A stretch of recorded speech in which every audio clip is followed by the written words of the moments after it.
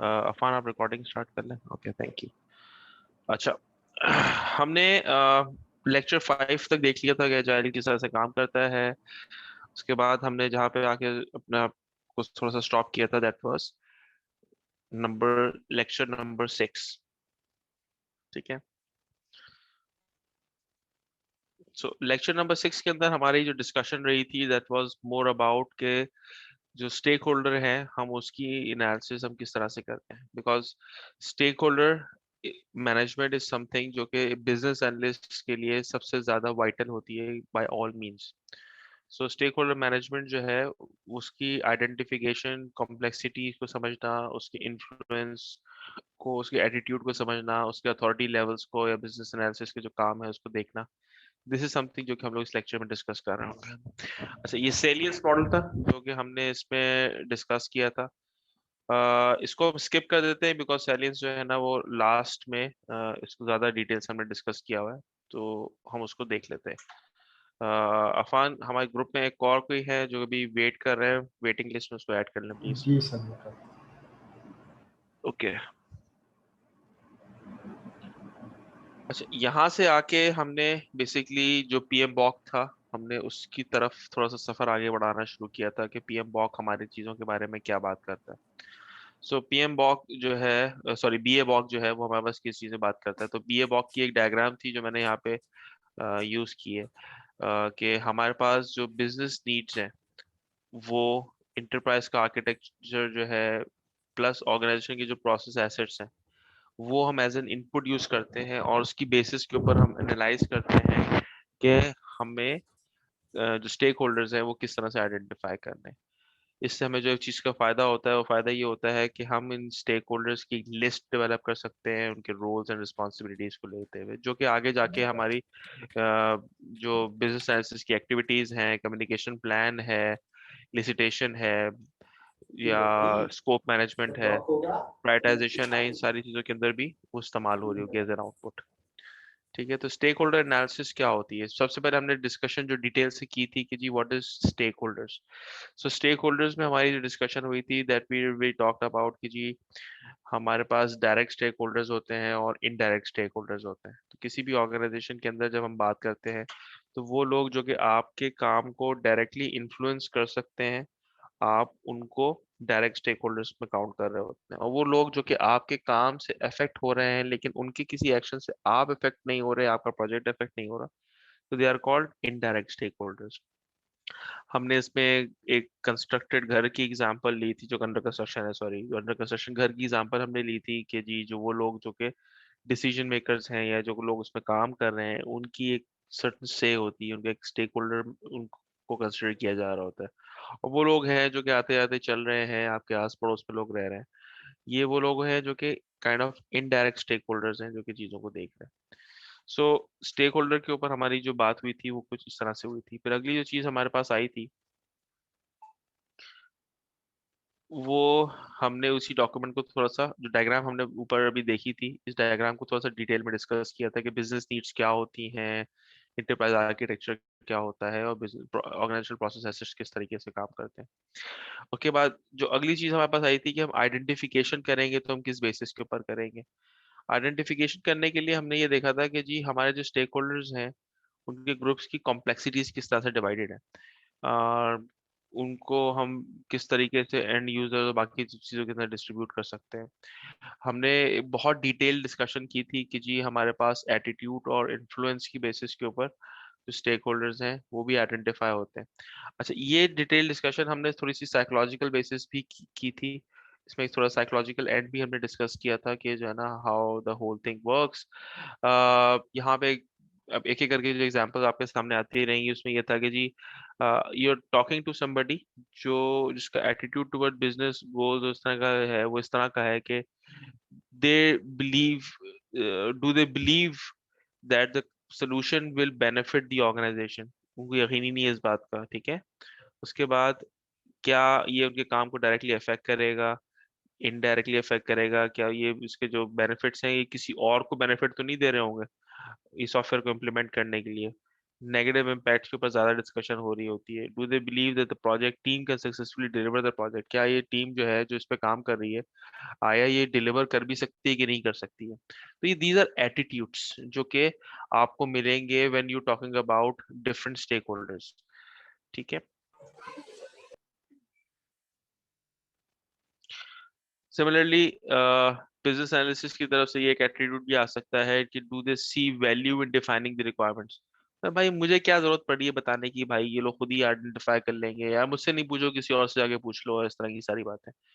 Do they present solution and expect requirements to be contained in that solution and believe that this will enable and them to avoid requirement definitions। वो उस requirement definition से भागना चाह रहे हैं, कोई additional काम अपने सर पे नहीं लेना चाह रहे हैं। दूसरी रिक्वायरमेंट का जो था वो एक ये हो सकती है कि वो कोलैबोरेशन की तरफ उनका एटीट्यूड डिफरेंट है, कि they had succeed in previous collaboration efforts। हो सकता है कि उन्होंने इससे पहले किसी के साथ कोलैबोरेशन में कोई प्रोजेक्ट्स किए हों एंड somehow उनका एक्सपीरियंस अच्छा ना रहा हो। Does the organisation reward collaboration, मुझे कोई फायदा है कि मैं ये काम करूं, ऑर्गेनाइजेशन तो मुझे कोई फायदा दे नहीं रही इस बारे में, कोई मुझे प्रोजेक्ट का बोनस मिलेगा या मेरा बॉस मुझे शाबाशी देगा या रिकग्निशन होगी मेरे काम की, तो चलो समझ में भी आता है। लेकिन अगर ऐसी कोई चीज हो नहीं रही तो मैं काम में अपने सर क्यों फंसाऊं बिला वजह। ठीक है। ऑर्गेनाइजेशन जो है अगर हेरारिकल नेचर है, बहुत टॉप से नीचे तक एक टॉल हेरारकी एग्जिस्ट करती है, तो वहां पर भी आपको ये चैलेंजेस आ रहे होते हैं, बिकॉज जहाँ पे टीम बेस्ड स्ट्रक्चर होता है या तो वहां पर आपके लिए चीजें निस्बतन आसान होती है। लेकिन जहाँ पे हायरार्की एग्जिस्ट करती है वहां पे लोग अपने पर्सनल एजेंडाज की तरफ ज्यादा फोकस कर रहे होते हैं कि जी मेरा काम तो ये है, मैं तो इसके ऊपर बात करूंगा, मेरी तरफ से जो बाकी डिपार्टमेंट्स हैं या फंक्शंस हैं वो अपना जो काम कर रहे हैं करते रहें, लेकिन जी मेरा तो काम ये नहीं है, तो मैं अपना काम से काम रखूंगा। तो वो पर्सनल एजेंडाज जो हैं वो भी उसका पार्ट बन जाते हैं। सही है। स्पॉन्सर के ऊपर एलिमेंट्स आ जाते हैं, टीम मेंबर्स के अगेंस्ट जो है ना एटीट्यूड्स एग्जिस्ट कर रहे होते हैं। बाज लोग प्रोजेक्ट के ऊपर इन्फ्लुएंस करने की कोशिश कर रहे होते हैं कि जी जो स्टेक होल्डर्स है do they have influence on the project, for instance because sponsor obtaining funding including resources that makes vital decisions, they are the experts and the end users। so बाज दफा लोग जो हैं वो इस पर्सपेक्टिव से भी चीज़ों को देख रहे होते हैं कि यार ये फॉरेन फंडिंग हमारे काम में आ गई है और इस तरह की सारी चीज़ें आ गई हैं। सो इन्फ्लुएंस इन दी ऑर्गेनाइजेशन जो है वो भी उसका पार्ट बन जाती है।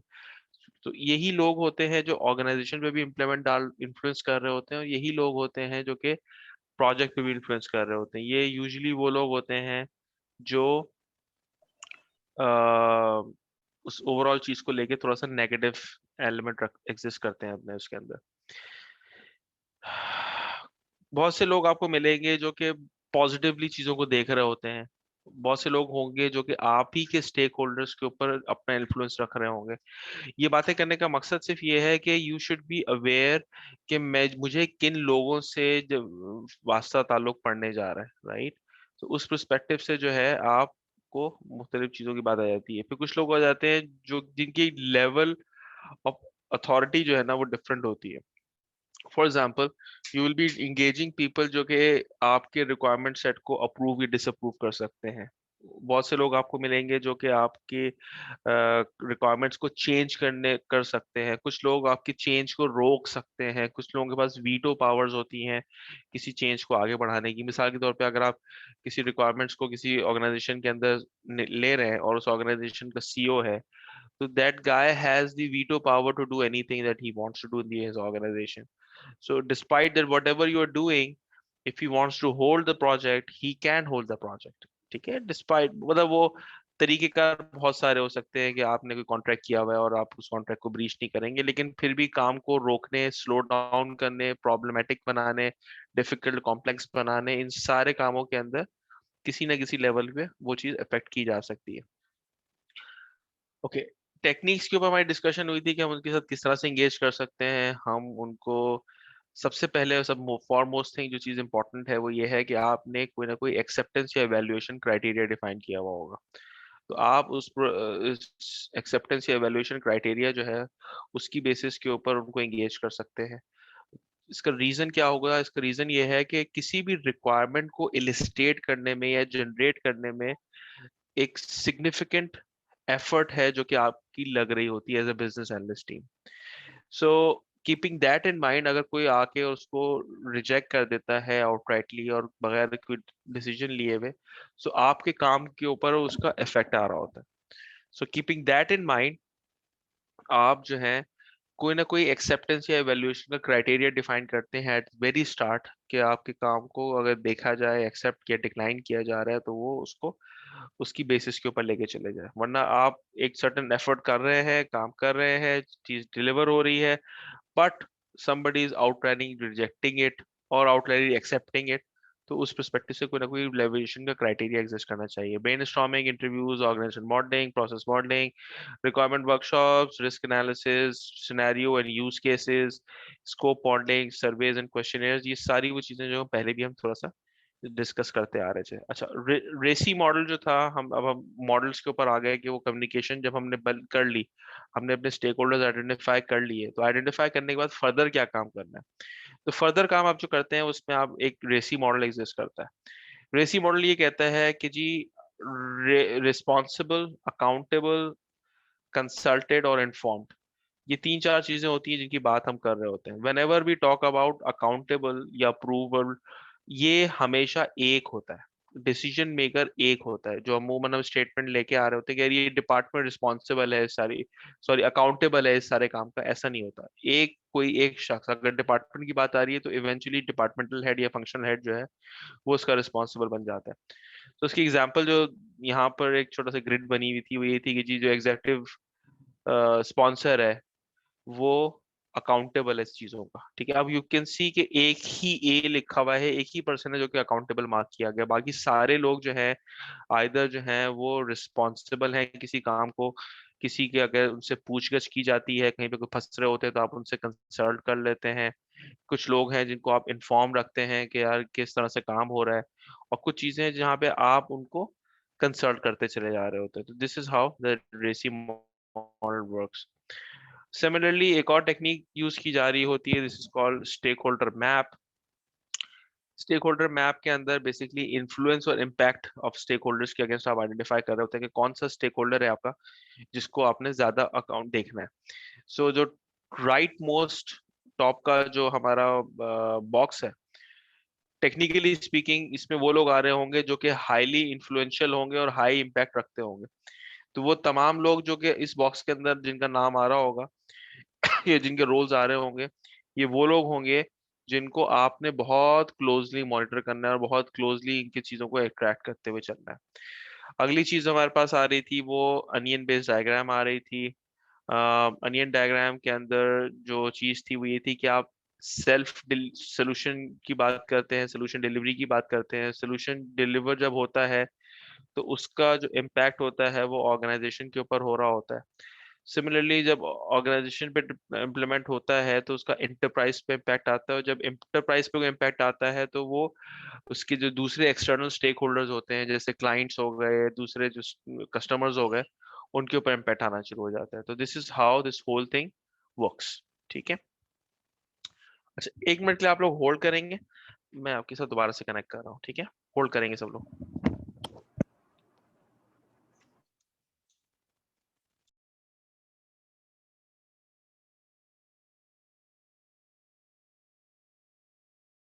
हमने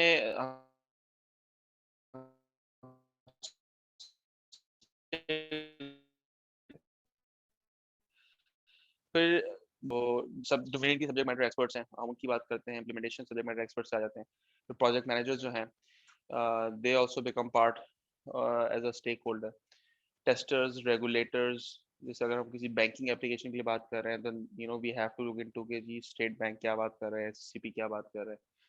end of course and the four most important person is the sponsor, हमने उसको भी इंगेज रखना होता है, बिकॉज वो जो स्पॉन्सर है वो किस तरीके से चाह रहा है कि एक सर्टेन रिक्वायरमेंट्स को मैनेज किया जा सके। सो इवेंचुअली जो इसका आउटपुट निकल के आता है वो आउटपुट इस पूरी एक्टिविटी का ये होता है that you have a list of required roles, उनके होते हैं, उनके नाम, टाइटल्स, स्टेक होल्डर्स के नाम हो गए, सारी चीजें मेंशन हुई होती हैं, आपने उनको कैटेगराइज किया हुआ होता है properly. Location of stakeholder is also matters a lot, because ये वो चीजें हैं जो कि आप जब कहीं पर काम कर रहे होते हैं तो और आपके पास स्टेक होल्डर सब एक जगह मौजूद हैं तो चीज़ें बहुत आसान है।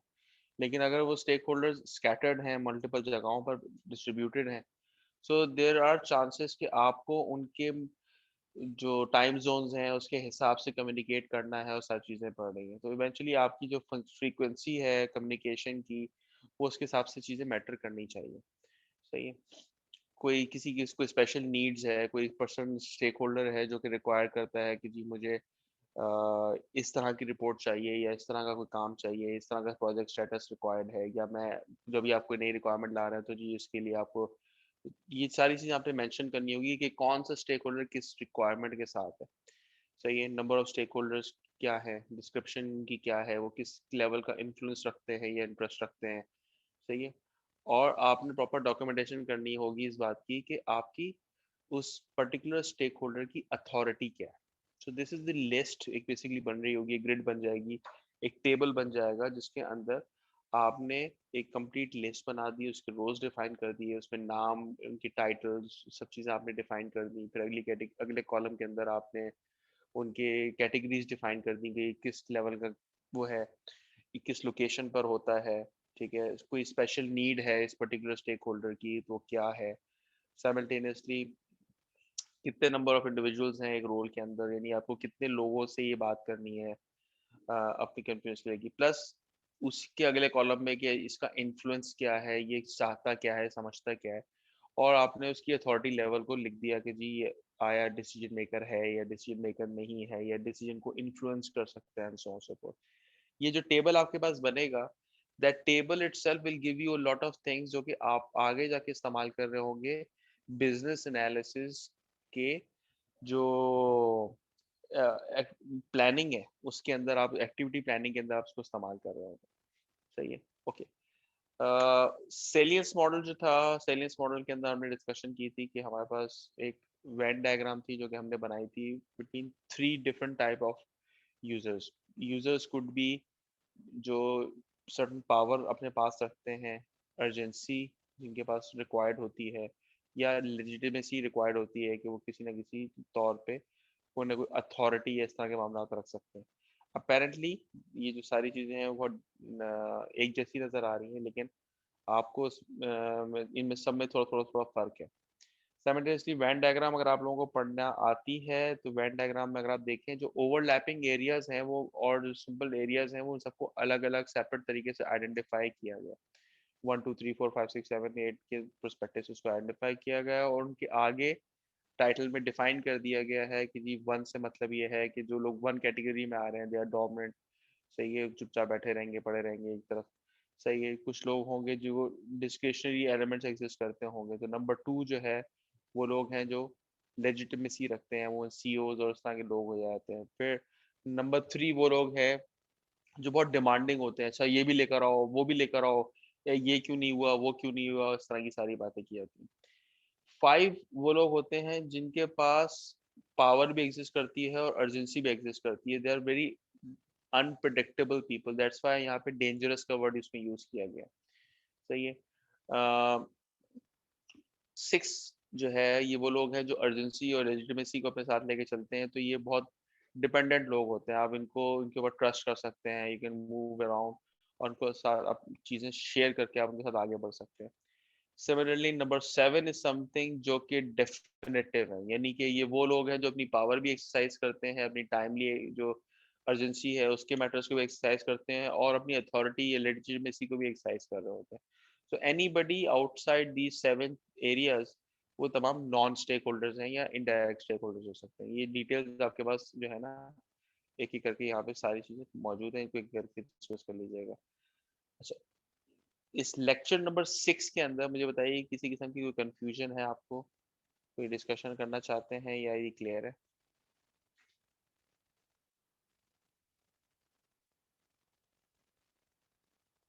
आप लोगों को आवाज आ रही है?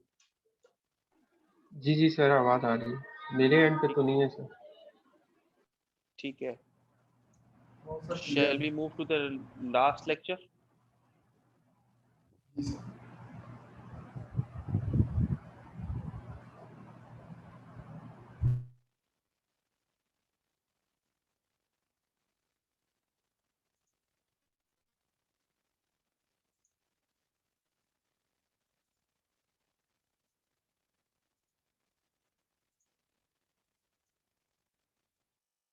आप लोगों को ये स्क्रीन नजर आ रही? जी सर।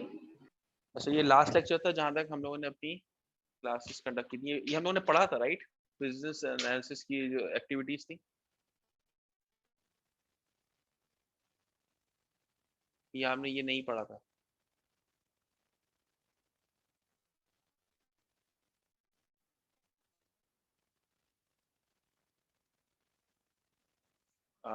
मैं पूछ रहा हूँ आप लोगों से कि ये लेक्चर नंबर 7 हम लोगों ने पढ़ा था कि नहीं पढ़ा था? सर ये आई थिंक पढ़ा था। आई थिंक ओके ठीक है, चलो इसको क्विकली देख लेते हैं। अच्छा, बिजनेस एनालिसिस का जो एक्टिविटी है, उसका जो प्लान हम बना रहे होते हैं, उसके अंदर क्या काम हो रहा होता है, हम उसको हम डिटेल से देखेंगे कि उसका पर्पस क्या होता है, उसके इनपुट्स क्या हैं। When you talk about inputs तो बिजनेस एनालिसिस की अप्रोच क्या होती है, परफॉर्मेंस एनालिसिस क्या है, ऑर्गेनाइजेशन प्रोसेस एसेट्स हम डिस्कस कर चुके हैं, स्टेक होल्डर या जो रोल्स की लिस्ट है वो हम आइडेंटिफाई ऑलरेडी कर चुके हैं, सो ऑन। तो इसको देखते हैं क्या होता है, ठीक है। इसके अंदर हमारी जो डिस्कशन है दैट टॉक्स मोर अबाउट कि हमारे पास प्लानिंग जो होती है वो किस तरीके से होती है, ठीक है। हम यहाँ पे पर्पस आइडेंटिफाई कर रहे होते हैं कि जो काम हम कर रहे हैं वो काम हम क्यों कर रहे हैं, बिकॉज ये बहुत इंपॉर्टेंट होता है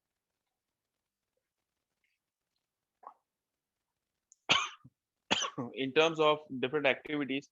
अगर हमारे पास उसका रीजन एग्जिस्ट नहीं कर रहा होता तो हम प्रॉब्लम में आ रहे होते हैं। ओके, ये डायग्राम को थोड़ा सा डिटेल से देख लेते हैं। रिक्वायरमेंट के अंदर अगर आप देखें इनपुट्स के अंदर, तो अभी थोड़ी देर पहले जो हमने stakeholder list roles and responsibility बनाई थी वो इस नए वाले प्रोसेस का इनपुट है। साइमल्टेनियसली ऑर्गेनाइजेशनल प्रोसेस एसेट्स जो पहले भी थे वो भी आ गए। बिजनेस एनालिसिस, परफॉर्मेंस असेसमेंट, ये हम आगे जाके देख लेंगे। ये आगे ये एज एन इनपुट इस्तेमाल हो रहा है इसके अंदर। और बिजनेस एनालिसिस की जो अप्रोच है कि हम किस तरह से इसको लेके चलेंगे, ओवरऑल हमारा जो पैराट्रूपिंग प्लान होता है वो किस तरह से लेके चल रहे होते हैं। जब हम ये काम कर लेंगे तो अगला जो स्टेप हमारे पास आएगा वो ये आएगा कि हम अपने बिजनेस एनालिसिस प्लान की हम एक्टिविटीज को जॉट डाउन कर लेंगे, और उसके बाद जो है हम उसको आगे फर्दर जो है ना उनकी टास्क में और दूसरी चीजों में एज एन आउटपुट इस्तेमाल कर रहे होंगे। ओके, सो बिजनेस एनालिसिस की अप्रोच क्या होती है? Defines the life cycle, deliverables, templates, tasks that could be included. These differences will lead to different deliverables and tasks being identified, as well as different sequence dependencies of tasks.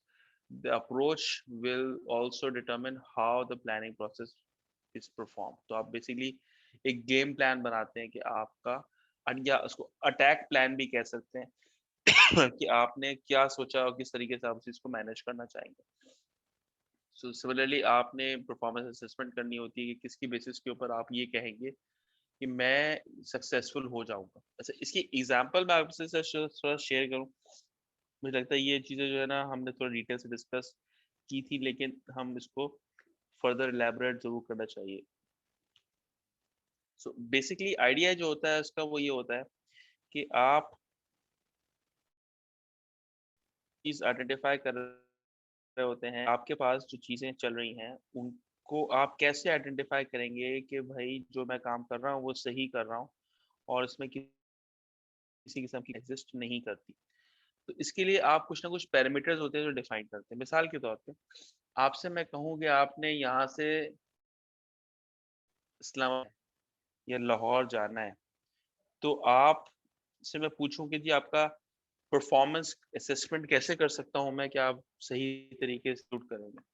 आपका एक simple answer ये होता है कि sir आप जो हैं ये चेक कर लीजिएगा कि मैं इस्लामाबाद पहुंचा भी हूँ कि नहीं पहुंचा। इससे ज़्यादा बेसिक असेसमेंट क्या हो सकती है?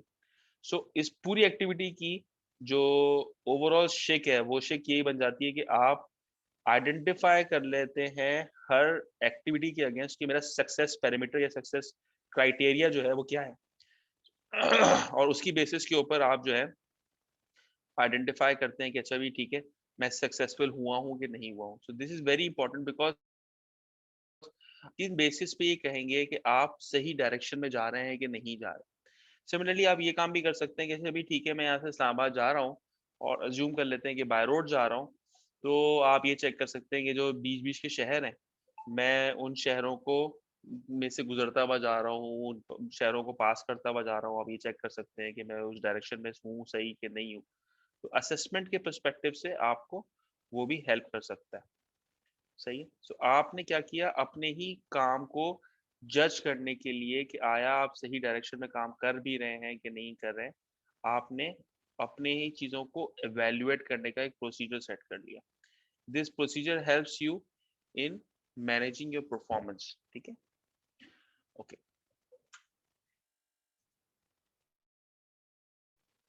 जो इनपुट्स हैं, इनपुट्स के बारे में हमारी डिस्कशन हम प्रोसेस एसेट्स पे ऑलरेडी डिस्कस कर चुके हैं। बहुत पिछला वाला जो पूरा लेक्चर था वो था ही इस पूरी चीज़ के ऊपर कि जो स्टेक होल्डर्स की लिस्ट एंड रिस्पॉन्सिबिलिटीज़ हैं वो किस तरह से डिफाइन होंगी। अच्छा, इसी के अंदर जब हम बात करते हैं तो फिर geographic distribution of stakeholders जो है उसके ऊपर हमने थोड़ी सी बात की थी, उसको थोड़ा सा एलैबोरेट किया गया था यहाँ पे। वो ये किया गया था कि हमारे स्टेक होल्डर्स अगर एक ही जगह कोलेटेड एग्जिस्ट करते हैं, एक ही जगह एग्जिस्ट करते हैं, एक ही डिपार्टमेंट में, एक ही कंपनी में एग्जिस्ट करते हैं, so it becomes different as compare to अगर हमारे स्टेक होल्डर्स जो हैं वो डिस्ट्रीब्यूटेड हैं और मल्टीपल जगहों पे या मल्टीपल शहरों या मल्टीपल कंट्रीज में एग्जिस्ट करते हैं। उसका नुकसान और फायदा जो होता है वो सब चीज़ें होती हैं। अगर फायदा जो है उसका वो ये है कि अननेसेसरी जो एलिमेंट्स हैं वो आपको इंटरप्शंस जो है ना वो कम से कम मिल रही होती हैं। अगर आप डिसबर्स होते हैं तो डिसबर्स होने की वजह से आपके जो मामलात हैं वो डिफरेंट तरीके से चल रहे होते हैं। आप उनके टाइम जोन के हिसाब से चीज़ों को लेके चलते हैं। सिमिलरली टाइप्स ऑफ इनिशिएटिव्स के ऊपर बात हो रही थी कि हम फिजिबिलिटी स्टडी करके भी अपना काम आगे बढ़ा सकते हैं, रिक्वायरमेंट्स ले सकते हैं, प्रोसेस की इन्वॉल्वमेंट हो गई, organisation change, outsource new software हो गया या सॉफ्टवेयर मेंटेनेंस या एनहांसमेंट के ऊपर। तो ये सब वो चीज़ें हैं जो कि इनिशिएटिव्स के तौर पे आप ले रहे होते हैं। यानी इनिशिएटिव से मुराद आप वो सॉफ्टवेयर की इंडक्शन किसी ऑर्गेनाइजेशन में अगर हो रही है तो किस बेसिस पर है? आया हम सिर्फ उसकी फिजिबिलिटी बना के एक साइड पे हो जाएंगे और फिर ये प्रोजेक्ट खत्म हो जाएगा और बाकी जब एग्जीक्यूशन की बात आएगी तो उस फिजिबिलिटी स्टडी के हिसाब से होगा, या आप कोई एग्जिस्टिंग प्रोसेस है जिस प्रोसेस को आप चेंज करना चाहते हैं या इम्प्रूव करना चाहते हैं, ऑर्गेनाइजेशन में किसी के समय को आप चेंज लेकर आना चाहते हैं, या आप कोई सॉफ्टवेयर इन हाउस डेवलप करवा रहे हैं, या आप ये आउटसोर्स कर रहे हैं, कोई और आपके लिए चीज़ बना रहा है, या एग्जिस्टिंग सॉफ्टवेयर के अंदर किसी किस्म की कोई मेंटेनेंस या इस तरह की कोई एक्टिविटी हो रही है, या कोई सॉफ्टवेयर पैकेज है जो आप अपडेट कर रहे हैं, कोई नया मॉड्यूल आप उस सिस्टम के अंदर ऐड कर रहे हैं। तो ये सब इनिशिएटिव्स होते हैं जिसकी बेसिस के ऊपर आपकी जो रिक्वायरमेंट एनालिसिस है उसकी साइकिल्स में थोड़ा फर्क आ जाता है। सही है। सो बिजनेस एनालिसिस की जो डिलीवरेबल्स हैं उसमें डॉक्यूमेंटेशन आ जाती है, इलस्ट्रेशन आ जाती है। ये इस बारे में हम डिटेल से डिस्कशन ऑलरेडी कर चुके हैं।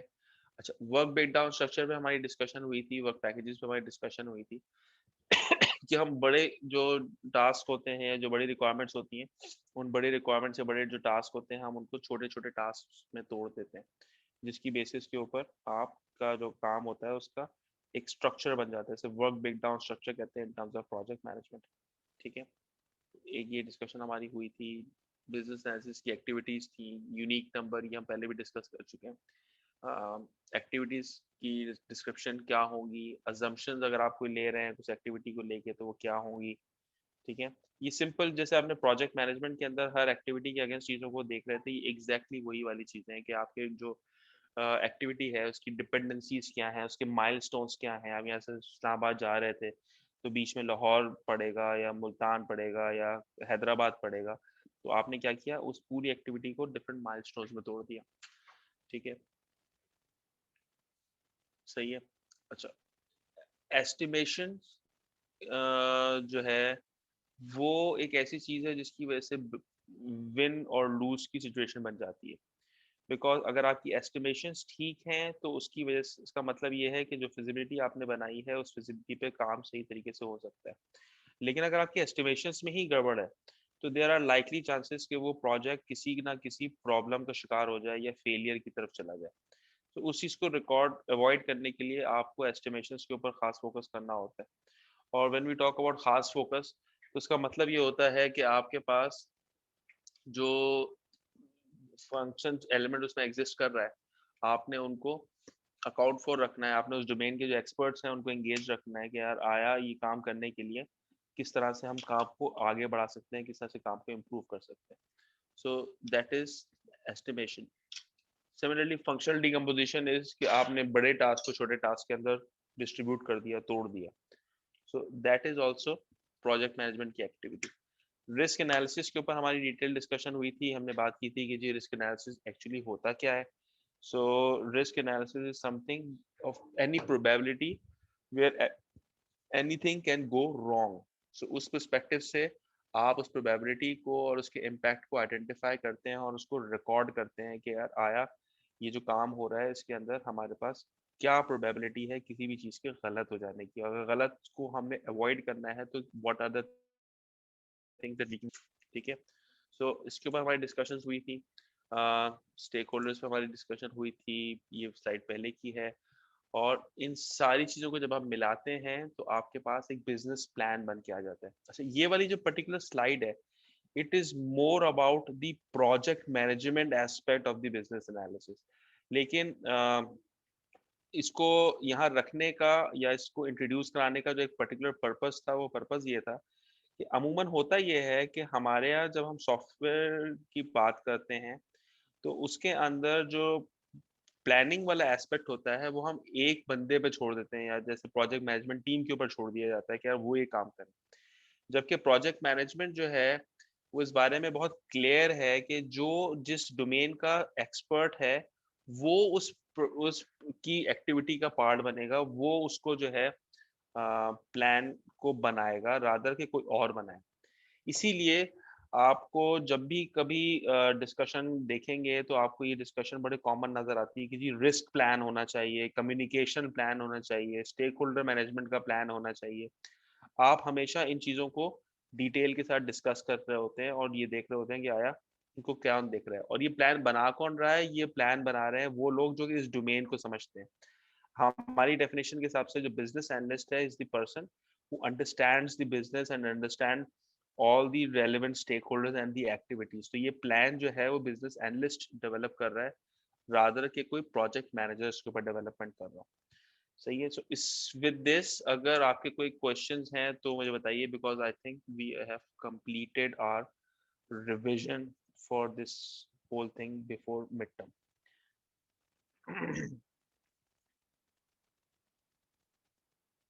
कोई क्वेश्चंस हैं आप लोगों के पास?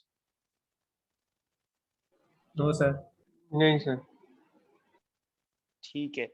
सो I think we are done. या कोई और चीज आपके दिमाग में आ रही है बिकॉज नेक्स्ट वीक हमारा पेपर है.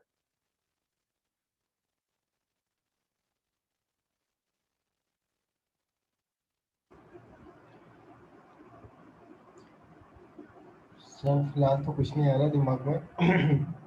ये है कि अगर किसी को कोई क्वेरी होगी तो सर व्हाट्सएप ग्रुप पे डिस्कस कर लेंगे आप. बिल्कुल ठीक है.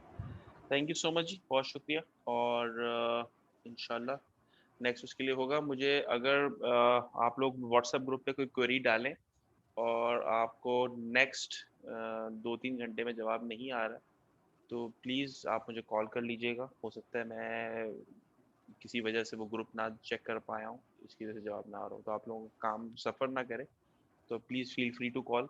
बस रात के 12 बजे के बाद कॉल करने को थोड़ा सा अवॉइड कीजिएगा. ठीक है. ठीक है सर. ठीक है sir. Okay. Thank you so much जी. अल्लाह हाफिज़. अस्सलाम वालेकुम.